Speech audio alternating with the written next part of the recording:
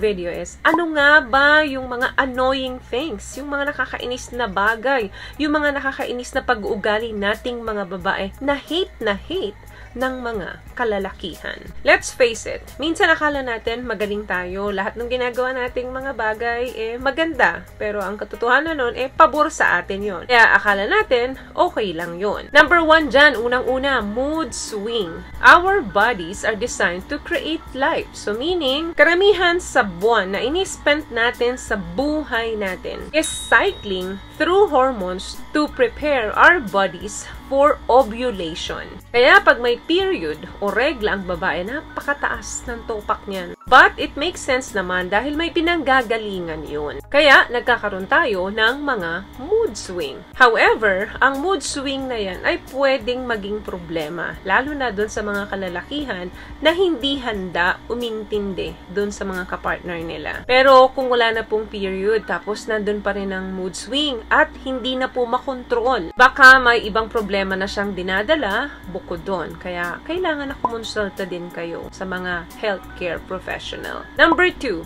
saying you are fine, pero galit ka naman. Pag tinanong ka ng partner mo, sasabihin mo okay lang ako. Pero yung kilos mo, yung mukha mo, hindi maipinta at kada galaw mo ipadabog. Pero kapag tinatanong ka kung okay ka lang ba, sasabihin mo, oo, okay lang ako. Maraming kababaihan ang guilty pagdating sa ganitong usapin. Kapag galit tayo at meron tayong gustong pag-usapan, better na sabihin natin sa mga partner natin na we are upset. I don't want to talk about it right now. Mas magandang alternative yan kesa sabihin mong I am fine pero you are upset. Isa yan sa pinaka-annoying things na ginagawa ng mga babae. Nainis ang mga kalalakihan. Next thing, spend hours getting ready. Yung tipong pag-aantayin mo yung partner mo ng 1 hanggang 2 oras. Yes, we do care about our appearance. At yung mga partner natin, sobrang na-appreciate nila yan kapag magandang-maganda talaga tayo. However, yung pag-antayin natin sila ng 1 hanggang 2 oras na extra pa is nakakainis na yan para sa kanila. Another thing,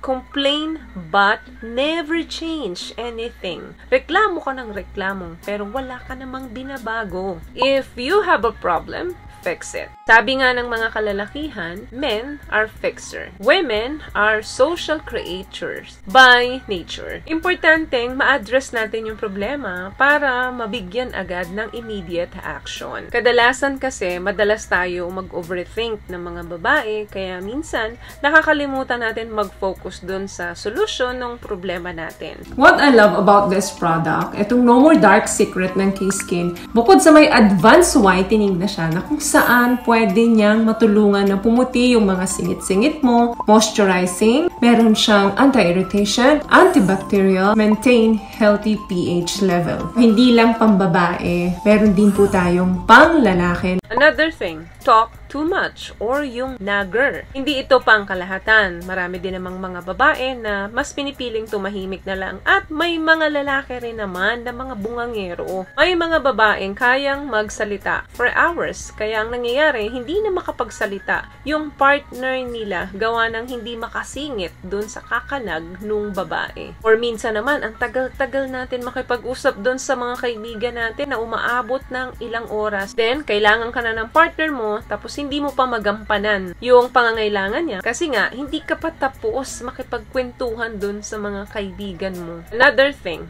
the silent treatment. Ito, very, very common to. Yung hindi ka makipag-usap sa partner mo habang mainit pa siya sa pakikipagtalo or pag-aaway ninyo is okay lang. Better na tumahimik ka muna habang siya ay galit pa para ma-calm down muna siya. Pero yung intentional or sinasadya mo na i-ignore mo siya, kahit na humupa na yung galit niya at gusto niya nang makipag-communicate sa'yo, tapos parang wala kang naririnig or nakikita, that's immature and form of abuse. Inis na inis ang mga lalaki dyan. Kahit na ayaw mong kausapin yung partner mo, basta humupa na yung galit niya at nasabi niya na lahat ng gusto niyang sabihin, kinakailangan na makipag-communicate ka na rin sa partner mo so that your partner can collaborate on things together. Last one, I don't care. Ito yung mga tipong tatanungin ka ng partner mo, then isasagot mo, wala akong pakialam. Ito yung isa sa pinaka kinaiinisan ng mga lalaki sa atin.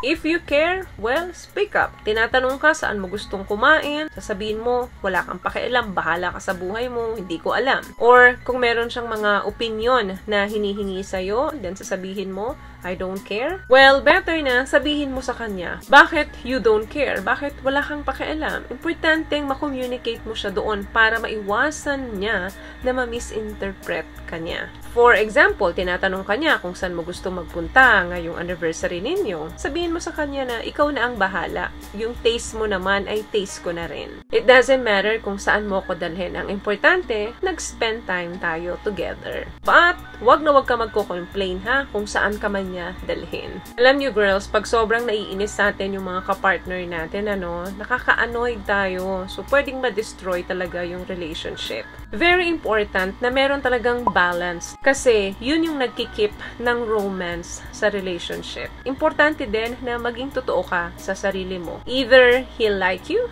or he won't. So yun lamang guys ang video natin for today. I hope may nakuha po kayong tips sa mga pinag-usapan natin ngayon. At kung nagustuhan niyo po ang ating video, please give it a thumbs up, comment down below, and also share this video na rin po sa mga kaibigan na sa tingin yung matutulungan po ng video natin. Once again, palagi po kayong mag-iingat at palagi po kayong manalangin. Thank you guys for watching and see you on my next one. Always love yourself and be a blessing. Bye!